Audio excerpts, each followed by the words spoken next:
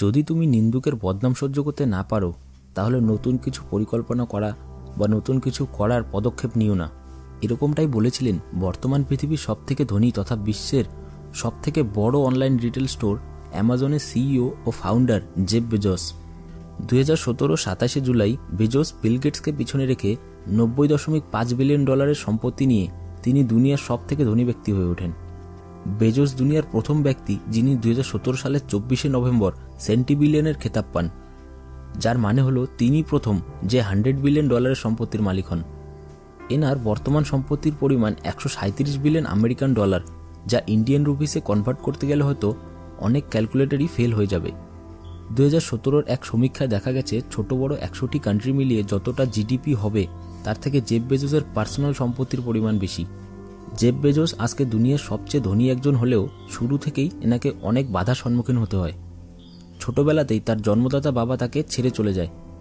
তিনি তার পালিত বাবার কাছে বড় হন এবং তার বাড়ির ছোট্ট একটি গ্যারেজ থেকেই শুরু হয় তার অ্যামাজনের যাত্রা। তিনি কখনো নিজেই ডেলিভারি বয় হয়ে যেতেন কাস্টমারকে প্রোডাক্ট ডেলিভার করতে। এই সমস্ত ব্যাপারে আমরা আরও ভালো করে জানব এই ভিডিওর মাধ্যমে। তাহলে চলুন শুরু থেকে দেখে নেওয়া যাক। 12 জানুয়ারি 1964 সালে নিউ মেক্সিকোর অ্যালবাকুয়েক শহরে তার জন্ম হয়। তার জন্মের সময় তার মা জ্যাকলিন গায়েস জর্গেনসেন ছিলেন 17 বছরের স্কুল পড়ুয়া আর তার বাবা টেড জর্গেনসেন ছিলেন সাইকেল শপ ওনার। মাত্র 3 বছর বয়সে টেড বেজোস ও তার মাকে অসহায় ফেলে রেখে চলে যান। তারপর কিছু সাল তার মা তাকে অসহায় অবস্থায় একাই দেখাশোনা করে এবং তার যখন 4 বছর তখন তার মা মিগুয়েল বেজোসকে বিয়ে করেন।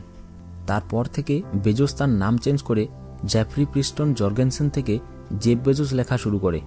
বিয়ের পর তারা টেক্সাস শিফট হয়ে যায় আর তার পালিত বাবা মিগুয়েল সেখানে ইঞ্জিনিয়ার হিসেবে কাজ করতে শুরু করেন। বন্ধুরা, ছোট থেকেই জেফের মধ্যে নতুন নতুন জিনিস শেখার বা জানার আগ্রহ ছিল প্রচুর। ছোটতে তিনি তার সমস্ত খেলনা খুলে খুলে দেখতেন আসলে সেগুলো কাজ কিভাবে করে। ছোটতেই তিনি নিজেকে টেকনিক্যালি প্রুভ করেন।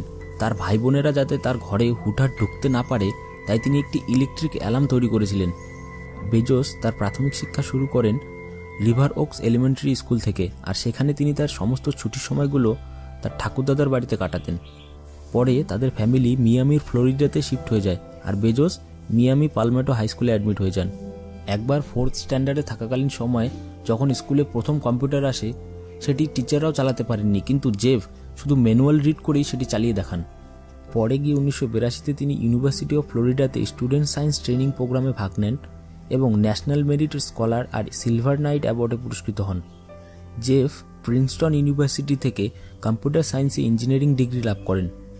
1986 সালে কলেজ গ্র্যাজুয়েট হওয়ার পর নিউ ইয়র্কে ওয়াল স্ট্রিটে ইঞ্জিনিয়ারিং ফিল্ডে একটি ভালো জব পেয়ে যান তিনি। সেখান থেকে তিনি Fitel, bank trust, D Shaw and co এর মতো আরও বড় বড় কোম্পানিতে কাজ করেন। পরে গিয়ে তিনি অনুভূতি করেন যে আর কতদিন তিনি মানুষের হয়ে কাজ করবেন, এবার তার নিজের কোনো বিজনেস শুরু করার প্রয়োজন। এরপর 1994 সালে এপ্রিল মাসে তিনি একবার নেট সার্ফিংয়ের সময় দেখতে পান সারা বিশ্বে 2300% হারে ইন্টারনেট ইউজার গ্রোথ বেড়ে চলেছে। তাই তিনি তার সেই ওয়েল পেইড জব ছেড়ে দিয়ে অনলাইনে কিছু করার প্ল্যান বানান। যেহেতু ছোট থেকেই তার বুকসের প্রতি অপার ভালোবাসা ছিল তাই অনলাইনে বুকস বিক্রি দিয়ে তার বিজনেস শুরু হয়। তিনি তার বাড়ির গ্যারাজে মাত্র 3টি কম্পিউটার আর কয়েকজন কর্মচারী দিয়েই শুরু করেন তার কোম্পানি। 1996 সালে বেজোস নিজে তার কোম্পানির জন্য সফটওয়্যার তৈরি করেন আর কোম্পানির নাম দেন catbara.com।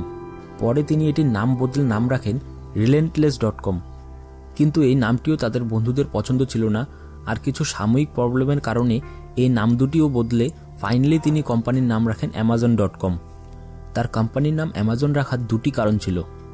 প্রথমত, অ্যালফাবেটিক্যালি এ দিয়ে শুরু অ্যামাজন যাতে সার্চিং লিস্টে সবার প্রথমে আসে, আর দ্বিতীয়ত সাউথ আমেরিকার এই বিশাল অ্যামাজন নদীর মতোই তিনি তার কোম্পানিকেও বিশাল রূপ দিতে চেয়েছিলেন।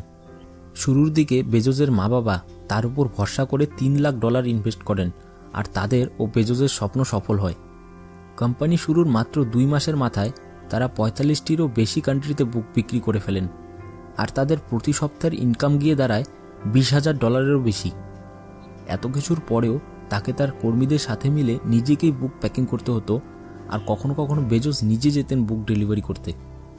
বেজোস তার কোম্পানি বুকস দিয়ে শুরু করলেও কাস্টমারের চাহিদার তাগিদে তিনি পরে সফটওয়্যার, সিডি, ডিভিডি আরও নানান প্রোডাক্ট তার অনলাইন স্টোরে নিয়ে আসেন।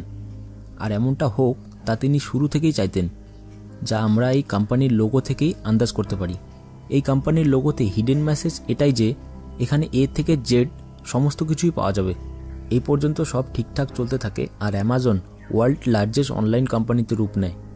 কিন্তু কোম্পানির টার্নিং পয়েন্ট আসে 2007 সালে, যখন অ্যামাজন ই রিডার ডিভাইস কিন্ডল লঞ্চ করেন। লঞ্চিংয়ের 6 ঘন্টার মধ্যে কিন্ডল আউট অফ স্টক হয়ে যায়। এর মাধ্যমে কোম্পানি দারুণ প্রফিট লাভ করে।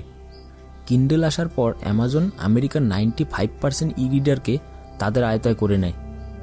সেই মোকাম থেকে বেজোসকে আর কখনো পেছনে ফিরে তাকাতে হয়নি। বন্ধুরা, এই ছিল অ্যামাজন আর জেফ বেজোসের ইন্সপায়ারিং জার্নি, যা আশা রাখছি যুব এন্টারপ্রেনিয়রদের প্রেরণা জাগাবে। আশা করছি জেফ বেজোসের এই ইন্সপায়ারিং স্টোরি আপনাদের ভালো লেগেছে। যদি ভিডিওটি দেখে এতটুকু ইন্সপায়ার হন তাহলে অবশ্যই একটি লাইক করে যাবেন।